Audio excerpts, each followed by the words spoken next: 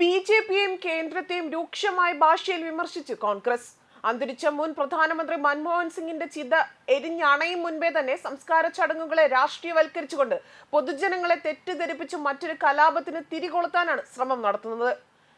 സംസ്കാരം പൂർത്തിയായതിനു പിന്നാലെ തന്നെ കേന്ദ്ര സർക്കാരിനെ വിമർശിച്ച് പാർട്ടി നേതാക്കൾ രംഗത്തെത്തുകയായിരുന്നു. സംസ്കാര ചടങ്ങുകൾക്ക് നേതൃത്വം നൽകി പ്രധാനമന്ത്രിയെയും കേന്ദ്രമന്ത്രിമാരും ഉൾപ്പെടെ തുടക്കം മുതൽ നിംഗബോധ്ഘട്ടിൽ ഉണ്ടായിരുന്നു. ഇത് വിസ്മരിച്ചാണ് കോൺഗ്രസിന്റെ വില കുറഞ്ഞ രാഷ്ട്രീയ ആരോപണങ്ങൾ നടക്കുന്നത്. ഡോക്ടർ മൻമോഹൻ സിംഗ് ജീവിച്ചിരുന്നപ്പോൾ അർഹമായ ബഹുമാനം നൽകാത്ത കോൺഗ്രസ് ആണിപ്പോൾ അദ്ദേഹത്തിന്റെ മരണത്തിൽ രാഷ്ട്രീയം കളിക്കുന്നതെന്നും ജെ.പി. നദ്ദ തുറന്നടിച്ചു. പവൻ രേഖയുടെ എക്സ്പോസ്റ്റ് ജയറാം രമേശ് ഉൾപ്പെടെയുള്ളവർ പങ്കുവെക്കുകയും ചെയ്തിട്ടുണ്ട്. സംസ്കാര ചടങ്ങുകൾ ദൃശ്യവൽക്കരിക്കാൻ ദൂരദർശൻ അല്ലാതെ മറ്റൊരു വാർത്താ മാധ്യമത്തെയും അനുവദിച്ചില്ല എന്നാണ് കോൺഗ്രസ് നേതാവായ പവൻ രേഖയുടെ വിമർശനം. ദൂരദർശൻ കൂടുതൽ സമയവും അമിത്ഷായെയും മോദിയെയുമാണ് കാണിച്ചതെന്നും പവൻ രേഖ ആരോപിക്കുന്നു. എക്സിലൂടെയായിരുന്നു വിമർശനം വന്നത്. എന്നാൽ കോൺഗ്രസ് വില കുറഞ്ഞ രാഷ്ട്രീയം കളിക്കുകയാണെന്നാണ് ബി.ജെ.പി. മറുപടി നൽകിയത്.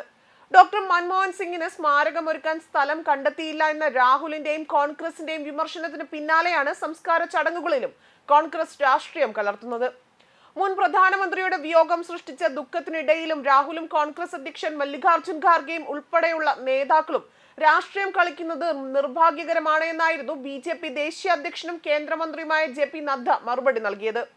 കോൺഗ്രസിന്റെ ഇത്തരം നിലവാരമില്ലാത്ത ചിന്താഗതിയെ എത്ര അപലപിച്ചാലും മതിയാകില്ല എന്നും അദ്ദേഹം പറഞ്ഞു.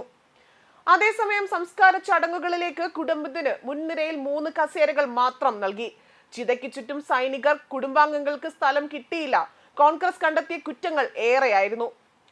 ഡോക്ടർ മൻമോഹൻ സിംഗിന്റെ സംസ്കാര ചടങ്ങുകളുമായി ബന്ധപ്പെട്ട് കോൺഗ്രസ് നേതാക്കൾ കേന്ദ്ര സർക്കാരിനെതിരെ ഉന്നയിക്കുന്ന ബാലിശമായ വിചിത്ര വാദങ്ങൾ തന്നെയാണ്. എ.ഐ.സി.സി. മീഡിയ വിഭാഗം ചെയർമാനായ പവൻ രേഖ സമൂഹ മാധ്യമത്തിൽ നിരത്തിയ കുറ്റങ്ങളിൽ പലതിലും ഒളിഞ്ഞിരിക്കുന്നത് രാഷ്ട്രീയമാണ് എന്ന് ഒറ്റനോട്ടത്തിൽ തന്നെ വ്യക്തമാകും. ഡോക്ടർ മൻമോഹൻ സിംഗിന്റെ കുടുംബത്തിന് 3 കസേരകൾ മാത്രമാണ് മുൻനിരയിൽ ഇട്ടതെന്നാണ് കോൺഗ്രസിന്റെ ഒരു ആരോപണം. മറ്റു കുടുംബാംഗങ്ങൾക്ക് ഇരിപ്പിടം ഉറപ്പിക്കാനായി കോൺഗ്രസ് നേതാക്കൾ പരക്കം പായുകയായിരുന്നുവെന്നാണ് പവൻ രേഖ പറയുന്നത്. എന്നാൽ സംസ്കാര ചടങ്ങിന്റെ ലൈവ് ദൃശ്യങ്ങളൊന്നും തന്നെ ഇത്തരത്തിലൊരു ആശയക്കുഴപ്പം സ്ഥലത്തുണ്ടായതായി കാണിക്കുന്നതുമില്ല. ദൂരദർശന് മാത്രമാണ് സംസ്കാര ചടങ്ങുകളുടെ സംരക്ഷണത്തിന് അനുമതി നൽകിയത്. ദൂരദർശനിൽ കൂടുതലും മോദിയെയും അമിത്ഷായെയുമാണ് കാണിച്ചത്. മൻമോഹൻ സിംഗിന്റെ കുടുംബത്തെ കാണിക്കുന്നത് കുറവായിരുന്നുവെന്നാണ് മറ്റൊരു ആരോപണം. ചിതയ്ക്ക് ചുറ്റും സൈനികർ നിന്നതിനാൽ തന്നെ കുടുംബാംഗങ്ങൾക്ക് നിൽക്കുവാനും കൊച്ചുമക്കൾക്ക് ചിതയ്ക്ക് സമീപത്തേക്ക് എത്തുവാനും ബുദ്ധിമുട്ടുണ്ടായിരുന്നുവെന്ന് പവൻ രേഖ ആരോപിക്കുന്നു. അവസാന സല്യൂട്ടിന്റെ ഭാഗമായി ആചാരവെടി മുഴക്കാനാണ് സൈന്യം ചിതയ്ക്ക് സമീപം നിലയുറപ്പിച്ചത്. സൈന്യത്തിന്റെ അച്ചടക്കത്തെ തന്നെ ചോദ്യം ചെയ്യുന്നതായിരുന്നു കോൺഗ്രസിന്റെ ആ ആരോപണം. സംസ്കാര ചടങ്ങ് നടന്ന അവിടെ തന്നെ പൊതുജനങ്ങളെ പ്രവേശിപ്പിച്ചില്ല എന്നാണ് അടുത്ത ഒരു ആരോപണം. പുറത്തുനിന്ന് ചടങ്ങുകൾ കാണാൻ അവർ നിർബന്ധിതരായി എന്നാണ് ആരോപിക്കുന്നത്. വിദേശ രാജ്യങ്ങളുടെ പ്രതിനിധികളും പ്രധാനമന്ത്രിയും രാഷ്ട്രപതിയും പ്രതിപക്ഷ നേതാവും ഉൾപ്പെടെ പങ്കെടുത്ത ഇത്തരം പരിപാടികളിൽ പൊതുജനങ്ങൾക്ക് സുരക്ഷാ പ്രോട്ടോകോൾ അനുസരിച്ചുള്ള നിയന്ത്രണങ്ങൾ സ്വാഭാവികമാണ്.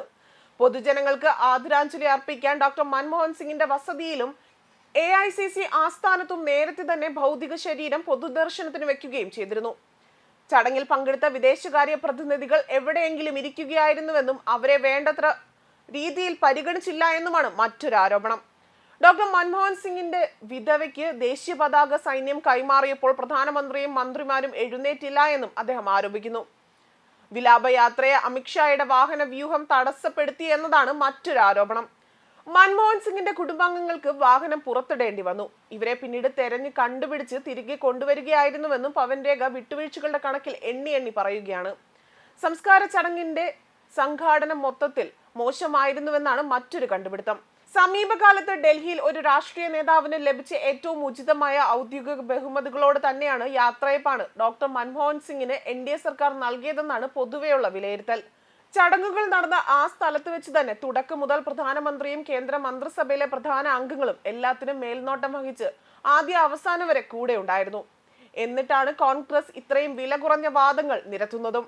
ന്യൂസ് ഡെസ്ക് കർമ്മ ന്യൂസ്.